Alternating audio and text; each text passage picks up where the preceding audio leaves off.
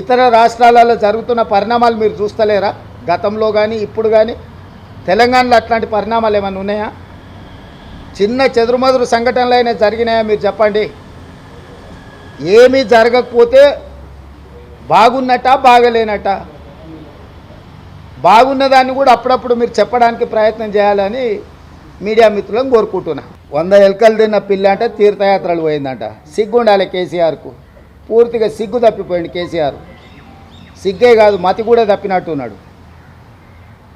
దీనికి ఎవరే ఇట్లాంటి పునాదులు వేసింది? ఎవరు? మేమా? 61 మంది ఎమ్మెల్యేలను ఎమ్మెల్సీలను ఎంపీలను తీసుకున్నాడు.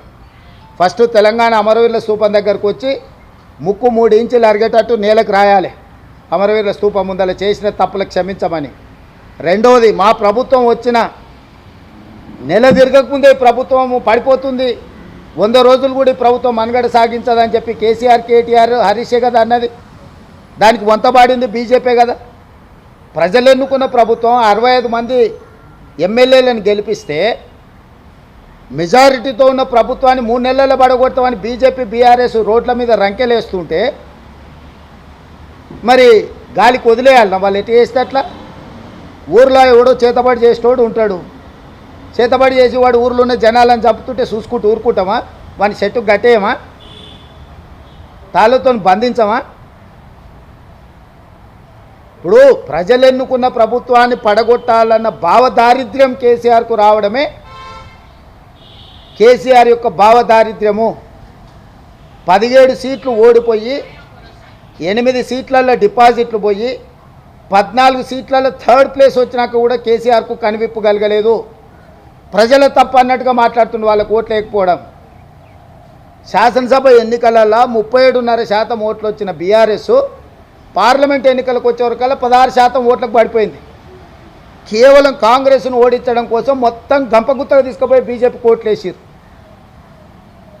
సిరిసిల్ల బీజేపీ ఫస్ట్ వస్తుందా కేటీఆర్ కాన్స్టిట్యున్సీలో?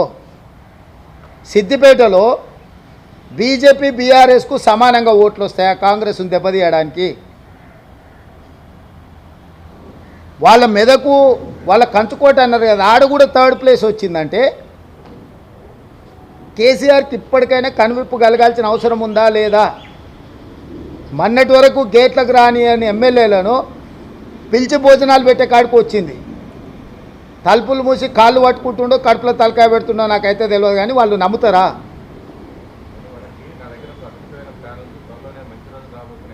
గదే ఇది పోయి మోడీ కాళ్ళు పట్టుకుంటాం, కడుపులో జోరుతాం, కాళ్ళ సందులో దూరుతాం, ఈ ప్రభుత్వాన్ని పడగొడతాం. ఇదే కదా, ఈ పనికిమాలిన ఆలోచనలే కదా.